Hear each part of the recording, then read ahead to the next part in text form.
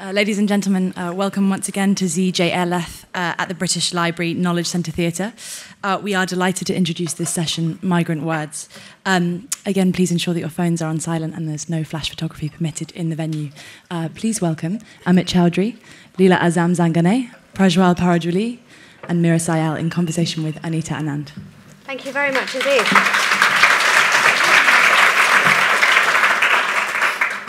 We are so very blessed this afternoon to have a stage that is quite so heaving with talent. A lot of these names you will know, a lot of the words they've written you will know off by heart, and you will love every bit as much as I do. We are here to talk, though, about a specific experience that I would suggest seeps into our bone marrow, that migrant feeling, if you like. It doesn't necessarily come because you've left a country. Sometimes you may be born in a country and your parents are the migrants. It could be your grandparents as the migrants. But somehow it seeps in to the DNA. Does it influence the work of the writer as well? And if so, how does it influence the writer? Now, the lovely India, who's very appropriately named, introduced you to the names. And I'm going to tell you a little bit more about our panellists, because you may not know all of them, as well as you will at the end of this discussion. On my far left, we have Amit Chaudhuri, who is a novelist, a poet, an essayist, a literary critic, an editor, a singer, a music composer, basically so prodigiously talented he's quite annoying.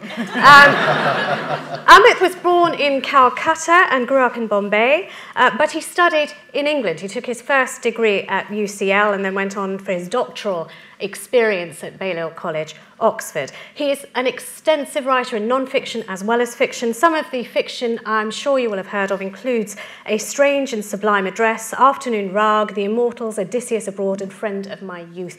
Let's give a warm welcome to each of our panellists as we go along.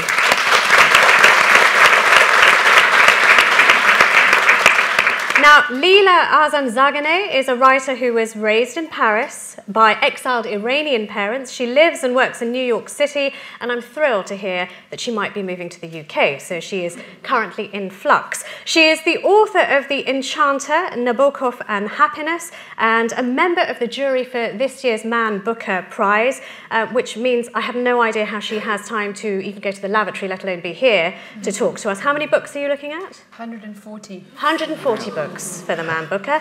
And to my right, we have the lovely Prajwal, who is the son of a Nepalese mother and a Nepali-speaking Indian father from the former Himalayan kingdom of Sikkim, which itself has had a sense of flux, annexed by India in 1975.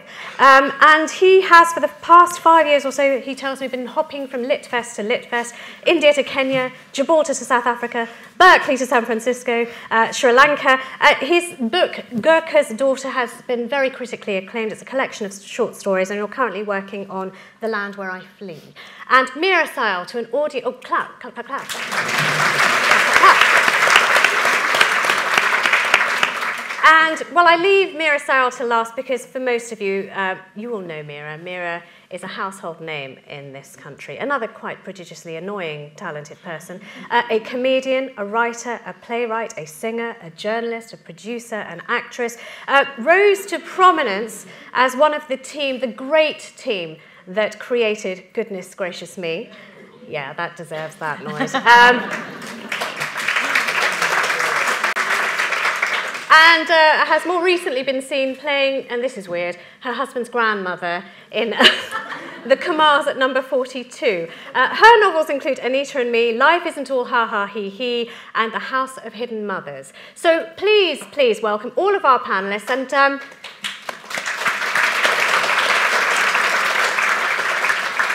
this idea, though, of having a migrant gene, if you like, that sort of seeps in and reforms you in some way. Amit, is that far-fetched, or does that sound sort of right to you? A migrant gene. A migrant gene, that if you are a migrant writer, you are automatically in a different kind of cloud of expression than any other novelist. I think this is a really difficult question to answer, partly because my mind goes blank when I hear certain words. Migrant is one of them. Identity is another. I can't figure out what these words mean. Character is another. For a person who occasionally teaches creative writing and is told, teach them about character. And I still haven't figured out exactly what this word is. So migrant falls into that category of words which are used very, very often, used emotively, but end up not meaning a lot.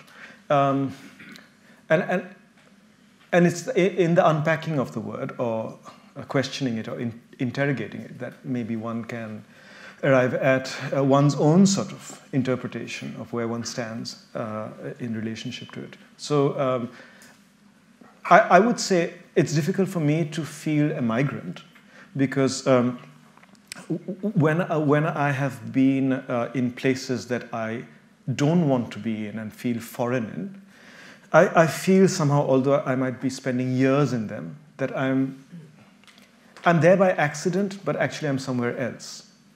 So I think to feel a migrant, one must feel committed in some way to where one is, and then work out one's relationship as someone slightly alien in comparison to the so-called natives to the place.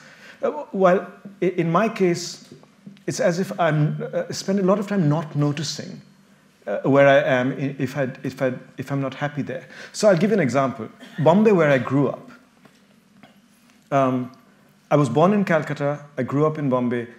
Always felt when I was growing up in the 60s and 70s that Calcutta was by far the more interesting city, and it was a kind of home in my head. So I felt that I was accidentally in Bombay. I was growing up in Bombay, but actually I was growing up in Calcutta. My childhood was all in Calcutta, mentally. Somehow, by some accident, I happened to be there in Bombay most of the year and most of the time. So I was kind of closed to what was around me. I didn't feel like an outsider or migrant. I just felt as if I didn't exist in Bombay, that my existence was somehow taking place by proxy in Calcutta. But the whole thing about home, the mental home being in Calcutta, also becomes complicated, because the home which I identified with in Calcutta was my uncle's house in an area called Bhawanipur. And based on that uncle's house in Bhawanipur, I later wrote a novel. My first novel, Strange and Sublime Address. But I didn't mention Bhawanipur. And somebody said to me, "You've written a beautiful account of North Calcutta." And I said, "No, but this is not North Calcutta, it's in South Calcutta." This is South Calcutta. Where in the south is this? Which place are you describing? And I said, "This is Bhawanipur." "Oh, Bhawanipur, the North Calcutta of the south."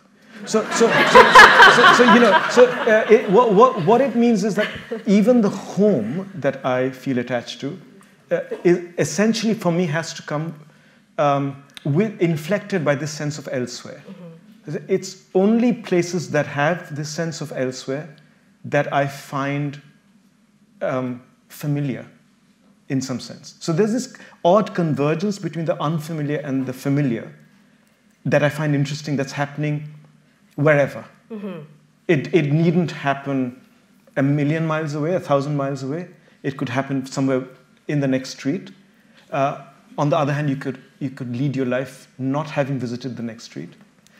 So the whole question of where we feel at home and where we feel unsettled is an extremely complicated one. Not only complicated, it's something that you learn about as you live. The thing that you said, which is really very striking, first of all, that the word migrant doesn't carry much meaning. It doesn't make sense. Yeah.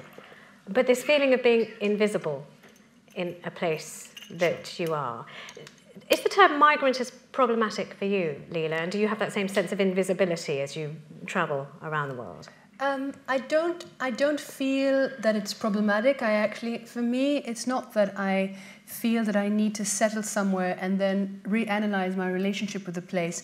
I feel I belong almost nowhere at this point, and yet also perforce I try to belong everywhere I go, and often it's very rare that I land in a place where I feel alienated. So it's partly what we were joking about a few minutes ago. I think we become chameleons. In my case, I don't feel in a way, it's sort of a dialectic between visibility and invisibility. I try to completely melt into whatever landscape I'm in. Also because I'm Iranian, but of Kurdish descent and with Georgian blood, as all of us in the region, in fact, we are a complete genetic mix. So I feel I could bring out, even physically, when I lived way uptown in Harlem in New York, people often thought I was Dominican or Puerto Rican, and I loved that. I knew that if I said 2 words in Spanish only, they would think I was one of them. Do you do the accent thing, the chameleon? So we were chatting about, perhaps there are 2 types of... And I will keep using the word migrant and identity, and I apologise now. You may, if Amit goes vacant, you'll know because it's because I'm using these words. No. But that desire, there are 2 camps perhaps when you are, let's say, displaced, if that is an easier word to deal with. Either you are the chameleon who seeks to please and fit in, and we were talking about accents. We both suffer from the same malady, which is whoever we're talking to, even without meaning to, you start adopting the accent of that person. I mean, I know I do, and some people find it... There's a name for that malady. What is that? I can't remember what it is, okay, but there's... Useful point. but it is a thing. Is it some people find that quite insulting when you do it. Do you pull yourself up sometimes and say, my God, why am I trying so very hard? Or can you just not switch it off? I do it completely unconsciously. And so for me, the word migrant is a beautiful word because it means movement to me. It means someone who is in perpetual movement, which is exactly how I feel. And I feel part of how we create and what we create is related to that sense of not belonging and movement. And as relating to language, it's also the case. I don't do it in an offensive way. I don't think it's taken offensively because any person in their right mind can hear immediately that I'm not a native speaker of English, for instance. So if I fluctuate between American and English and French and some other weirdnesses, they'll probably ascribe it to my own weirdness, you know? So sometimes I feel a little bit vulnerable because I know that even occasionally, say, if I get tired, then my English will dip into some French English. And once in England, actually, a friend of mine said, "What's wrong with you? You sound completely different than an hour ago," which was very funny. So I think it's part, but that also, since we're talking about what creation is, writing is, I think that's actually very helpful because you wind up developing an ear and various ears. And of course, the question is, what's your own voice? Yeah. But that's the search, really. Well, what I love is when you share a stage with writers, you will think that there is something that we can all agree on, which is just even the title of the talk that we are in. But that word migrant is stirring up such different emotions. It means nothing. It is beautiful. It is transitory. What does it mean to you?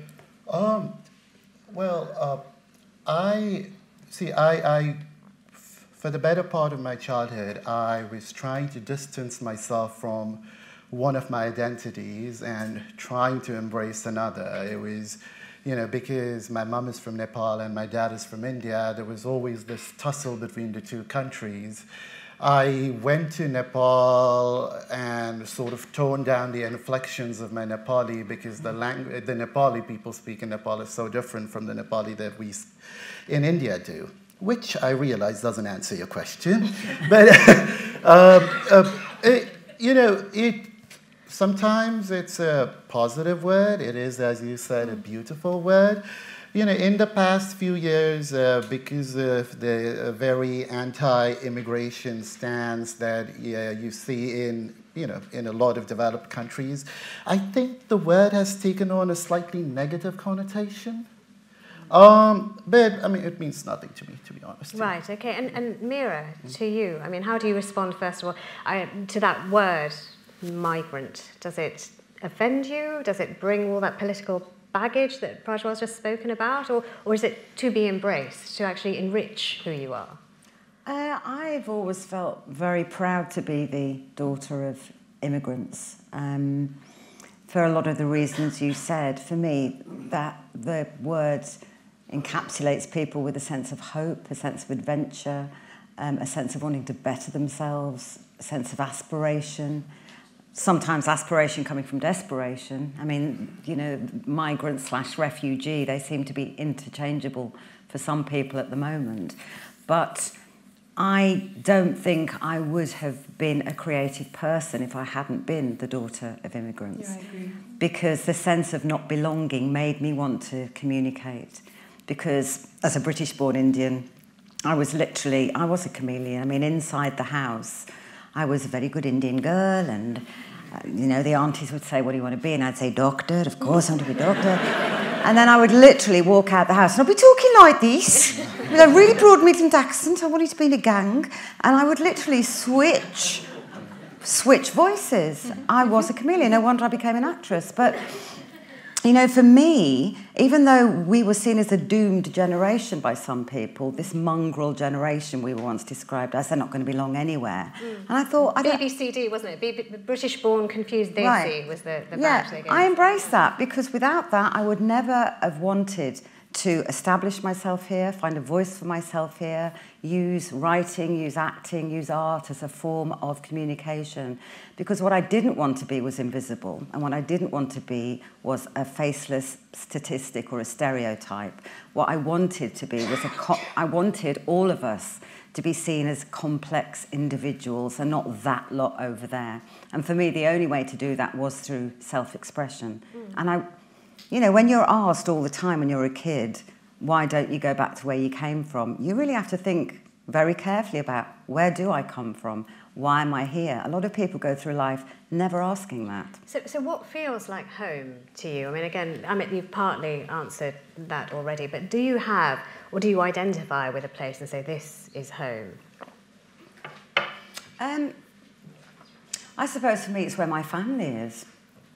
My parents always thought they would go back to India when they retired, and they suddenly realised once they had kids and grandkids, they didn't want to do that. Home became where we were. So for me, it's that, I think. Prajwal? Oh, that's such a tricky question to ask. I've been homeless, so to speak, for the past 5 years or so. So I guess, I mean, home would be the place where I grew up, which is Gangtok, Sikkim. Although I do not spend much time there at all, I still look at it as home. I still think of it as home. I am in London or in New York more often than I'm there. But, I mean, home is still where I grew up. I guess my parents' home. Yeah. Lila? You know that old sentence, no one knows exactly where it comes from, either the Greeks or Pascal, where they say the center is everywhere and the circumference is nowhere. And that's how I feel. I really feel I have multiple homes. And regarding what you were saying about the migrant word, the word migrant having acquired a negative connotation, it has. At the same time, I feel that it's up to us to change those connotations every day, constantly. You know, I was in New York after 9/11. I lived there. Officially, I still do. And everyone asked me, where are you from? Where are you from? Where are you from? And I could have said, I have a French passport, I have a Canadian passport, I was a refugee and a migrant.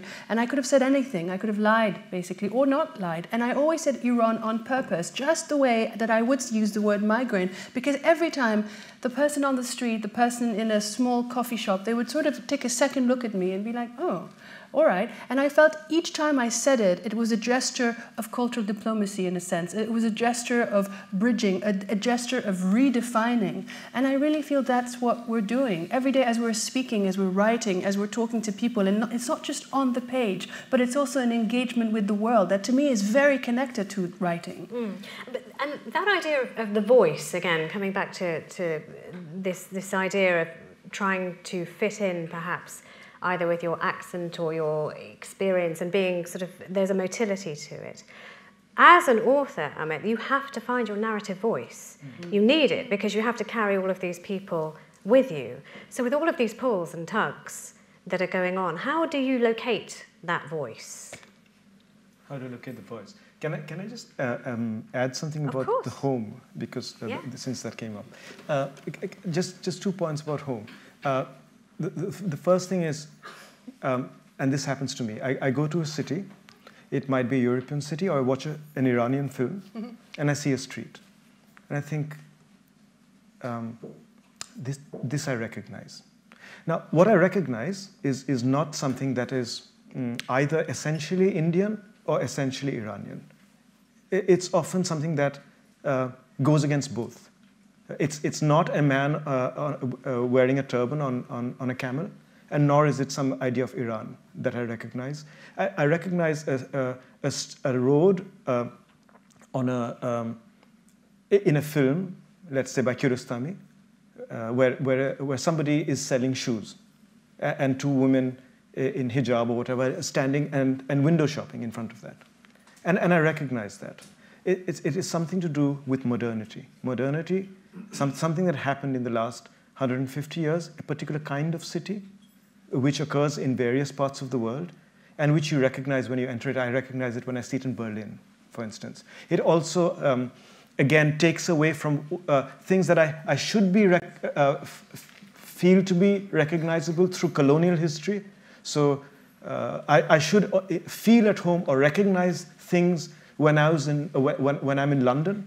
But often in London, especially when I was there in the 80s, I used to feel alienated by London. But going to certain parts of Europe, certain streets, or seeing a street in an Iranian film, something would remind me of maybe of Calcutta, and of Calcutta, of another street. And somebody, when reading my first novel, Strange and Sublime Address, the publisher of Saki Books, said, this is like Beirut. So we are looking at a home in the modern, which has also passed. That age has passed as well. And when I go to certain cities, and not all of them, I recognize the modern when I see it as a home.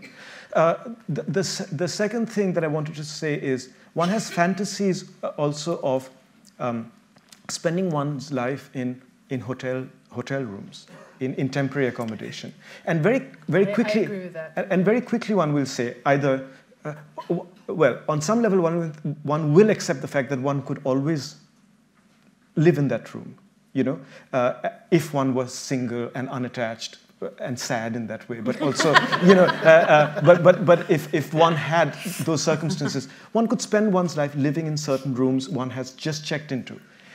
But then you begin to call them home. You know, you say at the end of your first day in that city, okay, I've had dinner, I have to go back home. Basically, you mean into that hotel room, which I've never seen before. This time when I was coming to this hotel room in London, I phoned my wife, who was already there, and I think made this kind of comment. It was a kind of slip of tongue that, yeah, I'm just coming home, or something like that, you know. And of course, it was that temporary accommodation. So it's very odd how we assign, invest with meaning and emotion, very temporary spaces. So I just wanted to throw that in as well. No, I'm glad you did. I'm glad you did. And I don't know if you still want me to answer that question about... I desperately want you to answer the question. Since you desperately want me to answer the question. So the question was about Finding your the voice. Yeah. Well, in my case, I would have to connect myself with one's position as an Indian writer in English who began to write at a certain point of time. My first book came out in 1991. And feeling not at home on this new, relatively new terrain, or a terrain that was relatively recently recognized as a terrain at all, Indian writing in English, after the publication of Midnight's Children especially, where one reviewer said, it's as if the Indian subcontinent has found its voice. Now, not recognizing it as home, you know. So home was all kinds of other affinities to do with certain kinds of practices, often connected with modernism, which, if it happened in the English language, and if it happened to be within this body of work, Indian writing in English, was fine. But I went for it wherever I found it. It could be in French, in Kannada, in German. And creating that map that connected me with these other writers from other languages or from the language I was writing in, that was undertaking a way of finding a lineage, which is another name for home or where you belong as a writer. Realizing that one doesn't actually belong in this home one is supposed to belong in, which is this project of Indian writing in English. I would much rather belong in this home where one needs to write about nation, for instance, to belong in that home at that point of time. Write novels about the nation, novels about partition. There were certain kind of markers of being at home on that terrain. Now, let's say I'm not interested in writing about the nation. I'm not interested in writing about India. I will write about India, but I won't write about India, in quotation marks.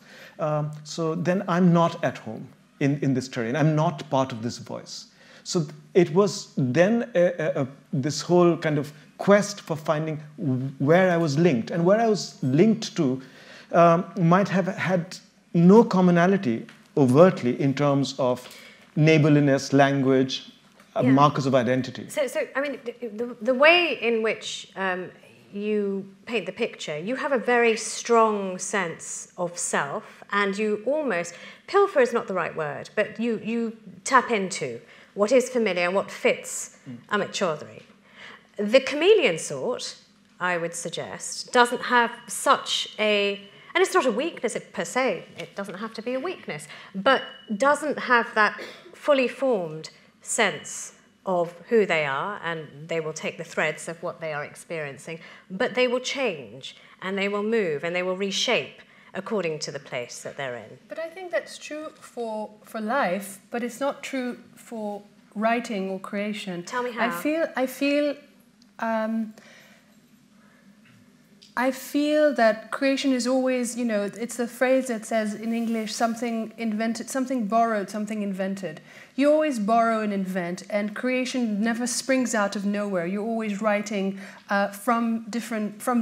it's a text rewriting itself, literature rewrites itself, so you have affinities.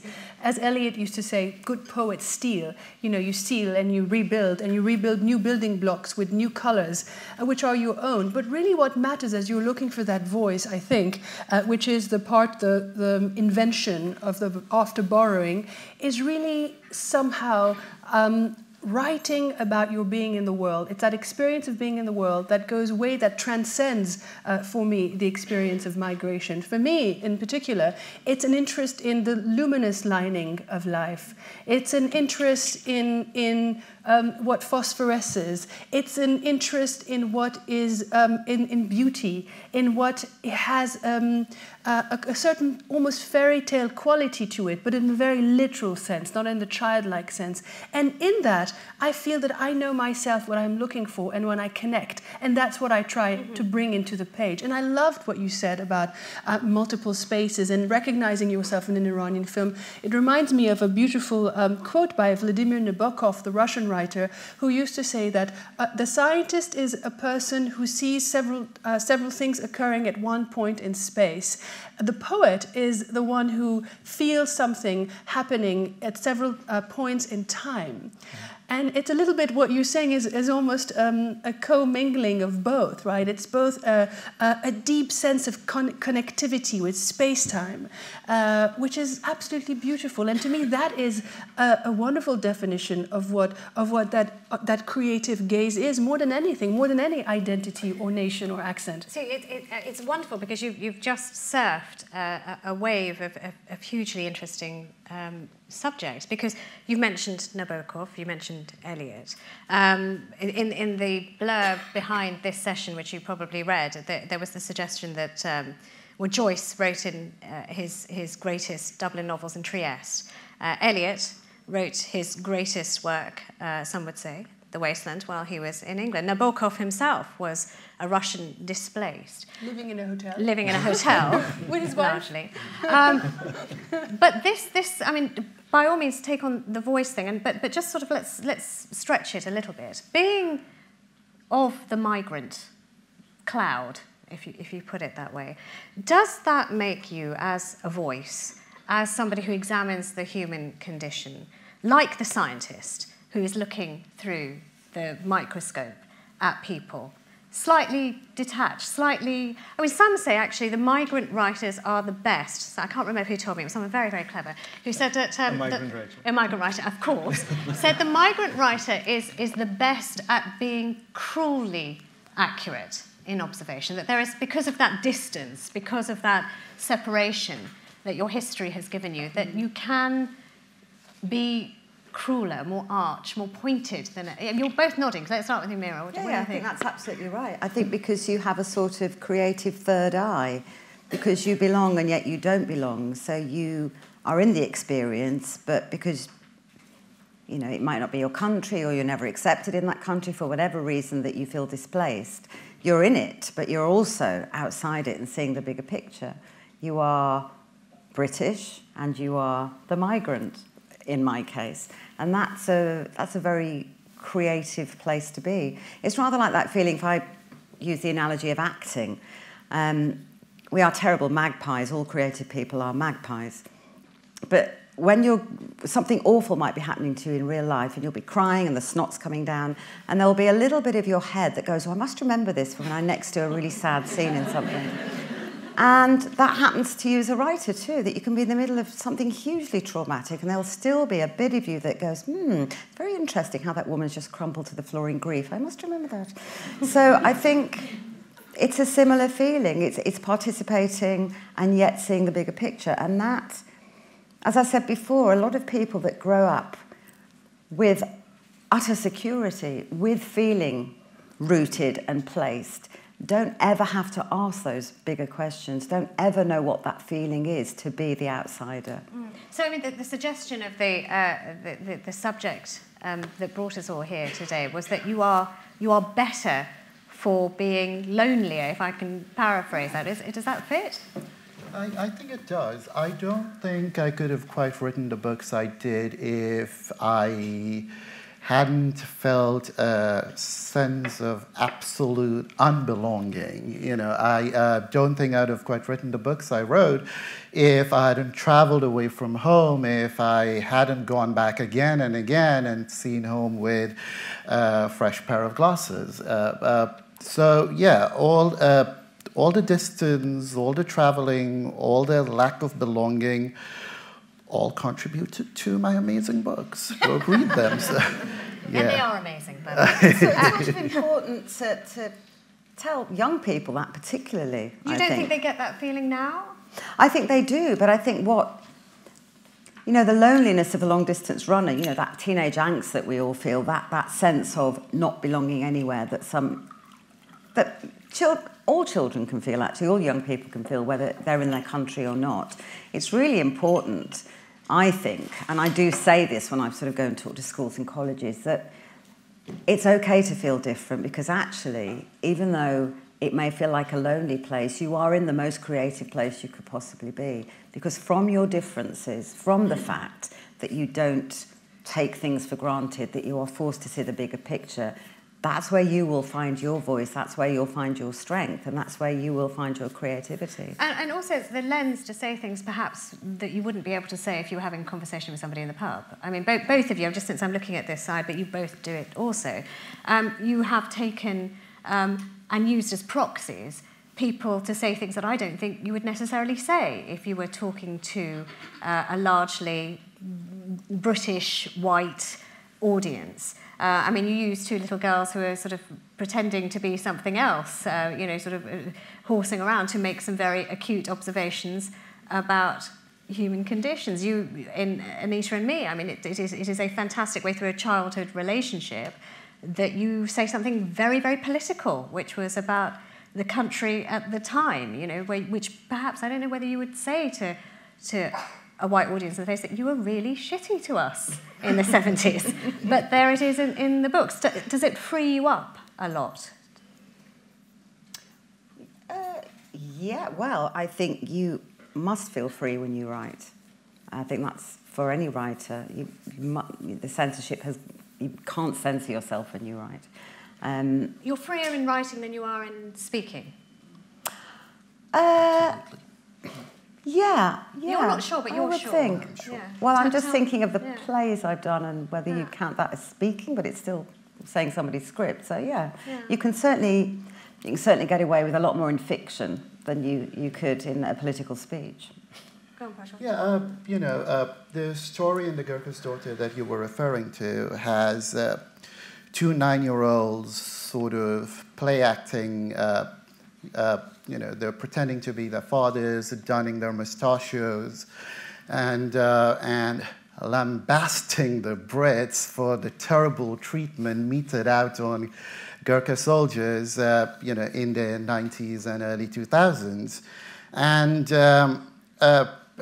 I chose to use these two little girls as the voice of the story, simply because, children can be so free in their speech and their observations. They can be, I did not, all right, I'm going off on tangents here, but yeah, I find writing about things immensely freeing, and I find writing through through children's perspectives a lot more freeing than I do when it's the adult voice that I'm trying to voice. Yeah. You said something at the beginning about, you said that nation doesn't interest you, and that often when you have Indian authors, that is the immediate thing that the reviewer goes to. And the Rushdie example that you gave was a template for many, many years, where anybody who was brown-skinned was compared to Rushdie, the voice of Indian writing. Nation may not interest you, but it seems to be interesting the world a lot more at the moment. I mean, you look at politics around the world, and drawbridges are being brought up, and people are angrier and shoutier than I can remember for a very long time. Are you feeling a shifting in yourself, that now when you write you're going to be much more political than you have been before, and that you occupy a peculiarly good space to be political in that way? Well, before I answer that question, just one small comment that I want to add to what Meera said about the fact that we go through these traumas as actors or whatever, and then there's one part of us also thinking that this is somehow of use to me. And what I wanted to add to that, and that's very true, what Meera said, is also the odd thing about the fact that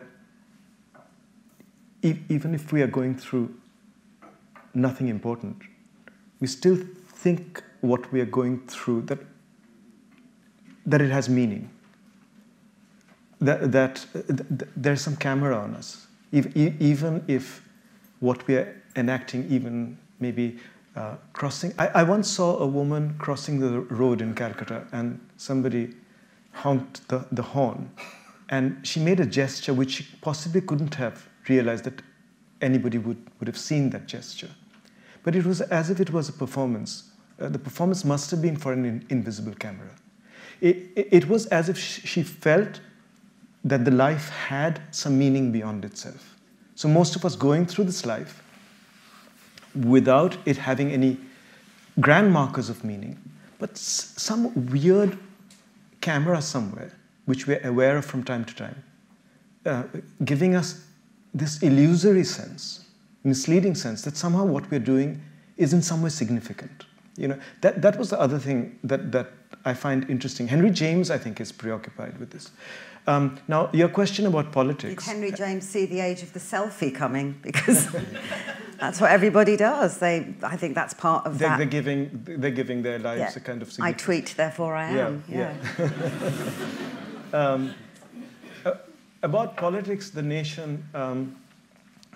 I've written essays through the last decade or more that are political essays, but I've written more essays about other things. I don't feel that I want to write about anything, whether it's politics or anything else, unless I feel there is something that I want to bring to this. There are times, very occasionally, when one might break that rule, when it becomes urgent to say something, But otherwise, politics is not, whatever the reasons might be, but is not higher up on a hierarchy for me. So if I look at the range of things that I might write about, politics being one of them, I would write about any of these things because I feel that I have something to bring to it.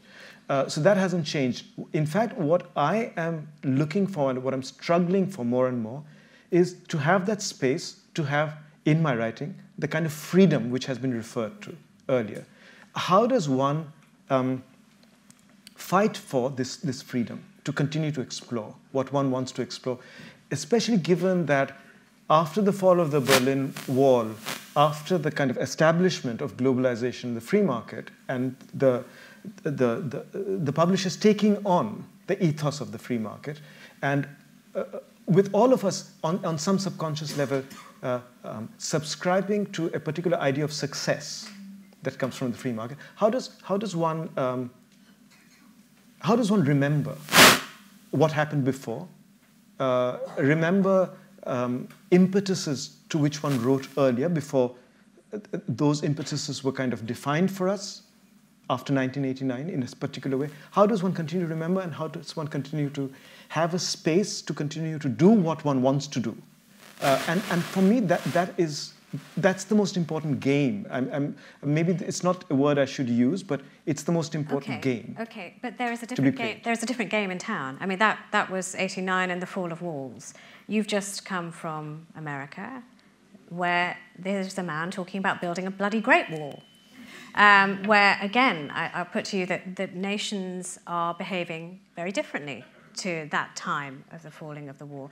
Let me put it this way. I have a very good writer friend. I won't name him. He's not here. But he would insist that politics doesn't affect him, that he writes experientially about the little things that make a big story. And I have seen his books over the last, let's say, decade and a half, becoming more and more political, whether he sees it or not. You're a Booker Prize judge. How much are the times that we are living informing the books that you're reading as a Booker judge, and how much do they inform your writing, or will, because you're working on something right now, aren't you? How much more political are you today than you were when you wrote your first book? Yeah, that's an interesting question. I think as a Booker judge, among the 140 plus books, you really have everything. You have books about the wars in Sri Lanka. You have books about IVF.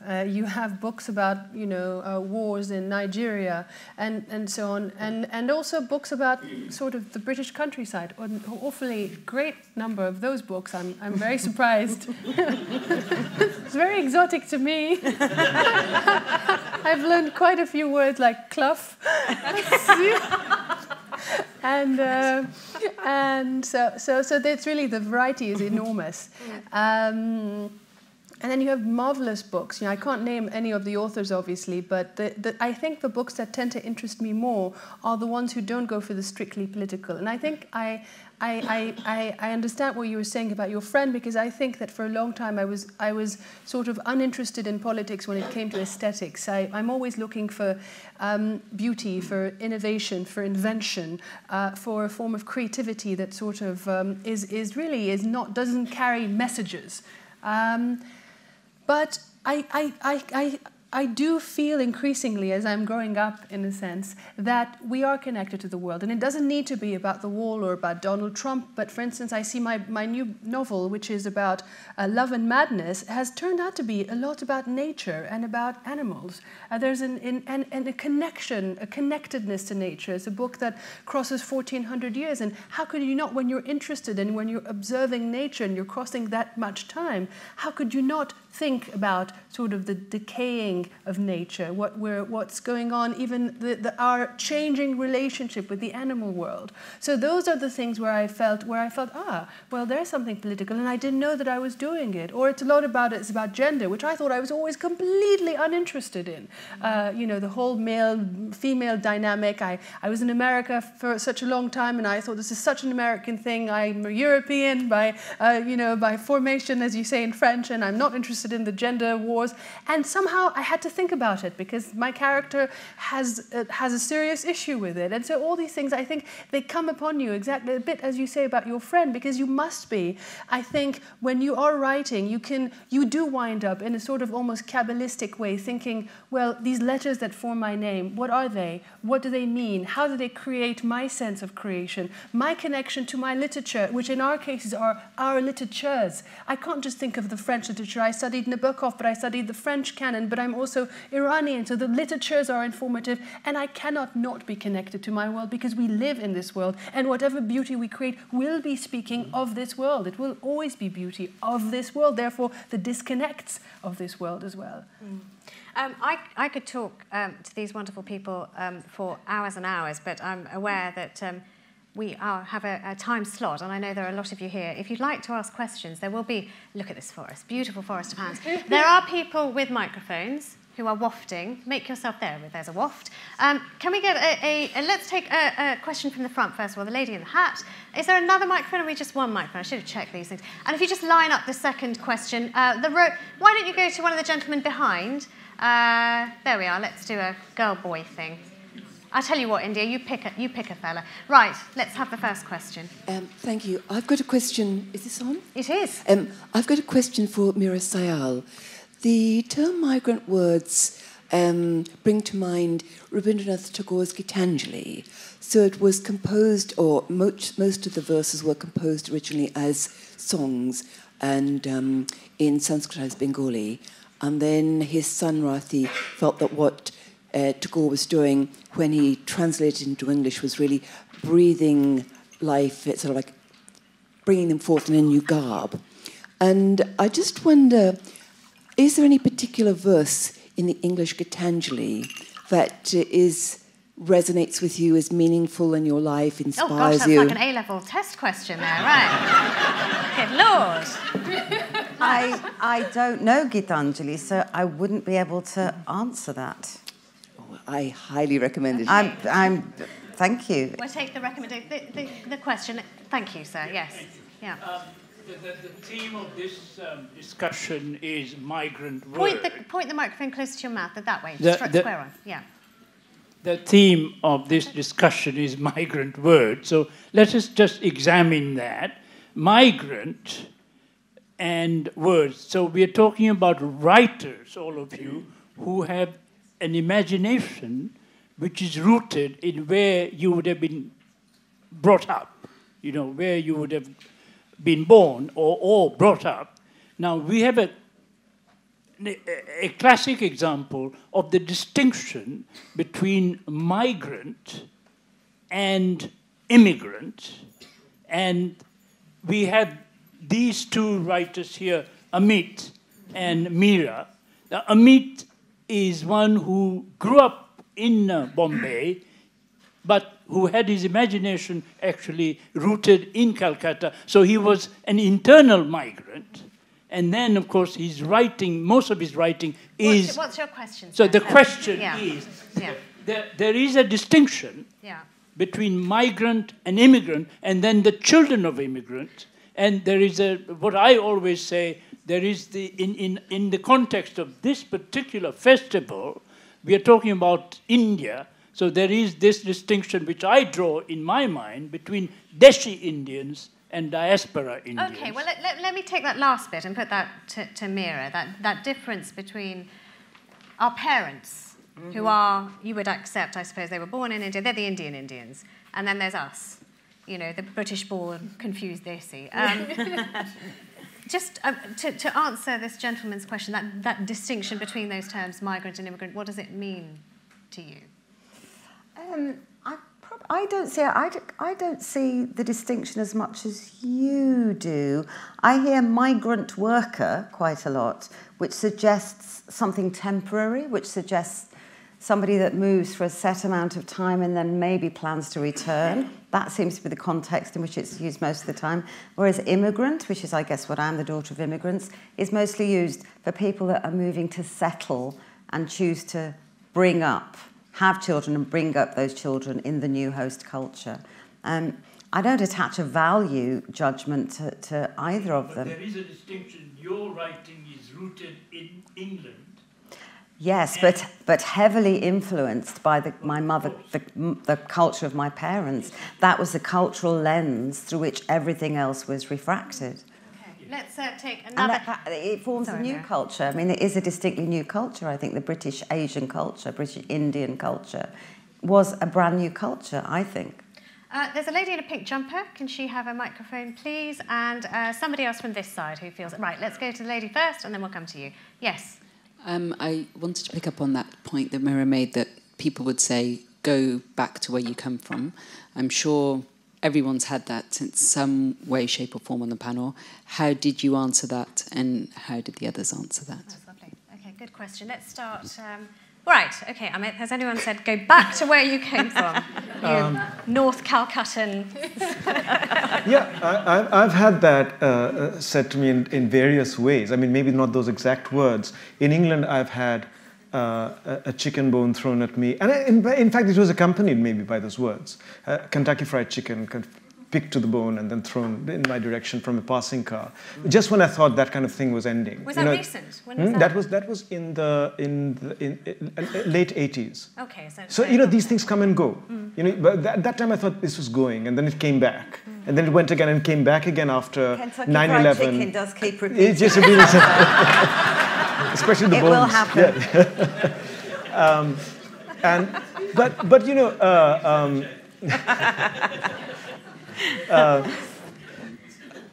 but I sort of get that in different parts of the world. I mean, I get it in India as well. I mean, having moved to Calcutta, the city of my birth, I get this kind of subtext. Go back to where you came from, which is Bombay. You know, I mean, especially India is deeply territorial, and the middle class is very, very territorial. They're educated, liberal, so-called secular middle class is also very, very territorial. So there are different ideas of this is my domain. You know, so you have to encounter that not only from the guys hurling the Kentucky Fried Chicken bone, but in different ways. Right. Yeah, right. in different places. Lila. Yeah, of course, I heard it all the time. In my case, I heard it in French. Retourne d'où tu viens. And, you know, I had nowhere else to go, really. And at the same time, I just learned to make do, and you learn the language, and I think it does stimulate you to learn the language even better than the local, so that you get a better command of the local, you know, the local code, and then you mess up the code. I have to say, actually, that those of you who don't know, Lila speaks, is it 7 or 8? It's something really annoying. How many languages? 7. Oh, my God. Annoying enough. 7 languages very, very fluently. So, yes, Prajwal, when did someone last tell you this? I went to college in Midwestern America, in a town no one here would have heard of, in the middle of nowhere, nauseatingly monochromatic. Diversity meant driving to an Indian restaurant 2.5 hours away. And while I knew that Donald Trump would win the election long before everyone did, because I was surrounded by people who were super, super angry with the world. You know, so many of these were people who had never had passports, who had never been on airplanes, who had never stepped outside the state. And, there were moments like, say I'm in class and someone's giving a PowerPoint presentation and the computer doesn't work. So this person looks at me and no one else asking me to fix the computer. And I just wrote something for the LA Times about this. And there was a time at a party where, someone said, oh, fucking 9/11 people, what the hell are you doing here? But, I mean, that was the only time I witnessed, blatant, overtly hostile display of racism. So that was my version of, we were the terrorists, but you were the tech people. Especially after last week, yeah. Meera? To be frank, that kind of stuff was part of growing up in Britain. I mean, I'm sure there's a whole generation here that, I can see you nodding. Has it become better? No, I can see the nastiness has come back. I feel like we've gone backwards in some ways. Is that true, that you feel that there's a wave that's revisited? Because people are saying this is the 70s upon us again. No, I think there's a huge sweep of sort of tribalism and reactionary feeling going on that, and that's why, this is... There was a great sign, actually, when just before Trump was elected, there was this picture of this very old feminist with a placard saying, I can't believe I have to protest this shit all over again. And I thought, that's how I feel. Because, in the 70s, we really felt like, to answer your question, I had to grow up really mouthy because I sort of learned really early on, if I looked like a victim, I would be treated like one. You have to square up. I was quite a scrapper. I used to get into a lot of fights. I'm not happy about that, but actually, where I grew up... Did you swing? Yeah. Oh. Sorry. I am a pacifist, but, self-defense. But also, it was very important, because I thought, if I don't do this, and everybody else that comes after me is going to be beaten up too. And, there were things happening like the Southall Uprising in '79, the Grunwick strike, the Indian Workers Association. These were all very, very important events in us just rooting ourselves in this country and going, we are not going away, we live here, we belong here, we're going to fight. You can't get rid of us. And for me, you know, knowing where you come from, knowing your political history, knowing what brought your parents here, knowing your colonial history, you know, I had to sometimes sit people down and go, I'll tell you why we're here, because you fucked India and my parents had to come back here. That's why. Do you want me to give you a really long history lesson, or should we just have a fight? So I'm not proud of that, but, you know, that was the kind of survival tactics you had. And I think now we're back there, it's even more important. We don't have to get the fists out necessarily, but we have to be really vocal. You know, the great thing about being an immigrant, and there are great things about it, is that it made us stand up for our rights. It made us fight for our voice. It made us spot liberalism being beaten up and chucked out. It made us see it because we were at the blunt end of it, and it's here again now. And so art and words and sharing our common humanity through stories is more important now than ever.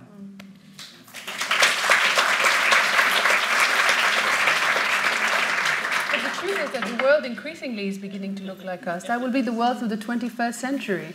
I mean, the only way to be, and increasingly, when you look around the world, faces are more and more like ours. We are really just, it's... The future's beige, I'm telling you. Although statistically, and particularly in America, that may be the case. I mean, just a tuppence worth that I'll throw in. I mean, there are the Kentucky Fried Chicken punch-uppy things.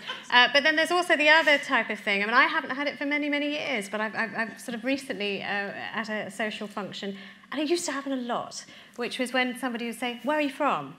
And I'd say, Essex, which is true. And then they'd go, no, but where are you really from? Where are you really from? And that hasn't happened for a very long time, but I don't know whether, I mean, this is happening to everybody else, but this idea of wanting to put you in a national slot is more and more important to people. Anyway, that's just my observation. There we go. Let's go to that gentleman over there. Thank you very much for that. That was great. A little loud into the mic, thank you. Sorry, yeah, I guess my question is a little bit on a different topic, but I spent a bunch of time last year traveling around like India and Pakistan and all those places, and feeling the sense of uprootedness that you guys were describing, and also like learning all these new and incredible things. But then when I got back to London, I felt this like reverse culture shock moment where a lot of the answers that, or like the questions that I was answering were not the same as the questions that people here were asking. So as like talking about migrants and words, I was wondering, have you ever written something that feels like it makes a lot of sense in one place and then you go somewhere else and it just like doesn't land or doesn't connect in the way that you expected? What a lovely question. Prajwal, let's go to you first. I didn't quite get the question. Good. Have you written... It's a lovely question. Yeah, it is a great question. No, yeah. Have you written something that you take it from one territory to another, and you've been living out of a suitcase for some time, and it just doesn't land in the other place because it fits one area? That's what you're saying, isn't it? But it just doesn't in another. Wow. There's a story in my book called The Immigrants. And in it, a Nepali character makes a slightly derogatory comment about a black person. And you know, this is supposed to be a likable character. The reason she makes a bad comment about this black person is because she hasn't really traveled much outside of Nepal and hasn't been familiarized with, you know, political correctness and whatever. And every American reader of mine has had such a problem with what she says. And she doesn't even say a very bad thing, to be honest with you. So, you know, that was one case of, you know, a character, trying to create a likable character sort of boomeranging on me, and I mean, her being this extremely villainous character. Does that answer your question in a roundabout way? Okay. Yeah. Did you say it's all right? Oh my God, the critics in this audience. Amit, sure. Have you written something that works stormingly well in one readership and then just doesn't land, to use your words, in another? They don't work well for any readership. You know, no. I mean, it's a question of trying to sort of make a case for your own writing. You know, there is no kind of natural readership waiting there for you. And, well, I mean, to echo what Prajwal just said, I suppose, early book, Afternoon Rag, I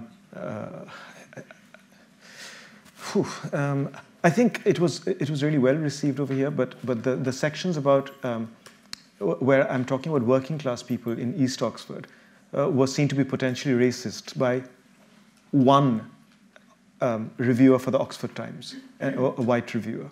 You know, so he's getting away with this because he's Indian. I mean, it was Tom Paulin, a Serbic critic, said it's a very affectionate portrait. So let's take his word for it. But the Oxford Times reviewer said this is potentially racist. You know, he's getting away with it. He's talking about English working class as an Indian guy.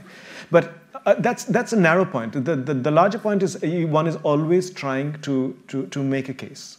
You know, and especially in my case, if as I said, I'm negligent of addressing the tropes of India, partition, etc. Especially earlier on when these things were all pervasive in their definition of what Indian writing should be about. Then across the board, in various ways, you are trying to make a case for a different kind of novel. You know, So there's no question of it only solely depending on moving from one territory to another, and that it works in one territory, it doesn't work in another. The territories are also invented territories where certain novels are, where the novel itself is meant to be a certain thing. So again, the form itself, look at the way in which it has become mainstream, whether you're an Indian or not an Indian, in the last 20 or 30 years. You know, publishers don't publish anything else, really, except the novel, when they're publishing what they call literary fiction, basically maybe fiction that sells. So, so you are always, if you're not lucky, fortunate enough to be on the bandwagon. You were talking about DNA, the migrants' DNA earlier. What is the DNA in us which makes us dissent? Makes us not fit in. It's an odd thing. It's even odder than the migrants' DNA, that some of us, I mean, we would really love to be part of the bandwagon. It's not that we don't want to be part of it, it's just that we can't be part of it, that we are out of it. And something to do with DNA again, that I would much rather not have this DNA and have been part of the kind of, you know, I've written big novels about the nation. I wish I had that DNA, but I didn't. So now, once you are in that other zone, you are then trying to create a case in territory that is often alien. It doesn't matter geographically where the territory is. Look, I've had the all-powerful nod from India. Although you may lament your DNA, we are delighted that you all have the DNA that you have, because without that, we wouldn't have your wonderful work. Please thank the panel this afternoon. Thank you very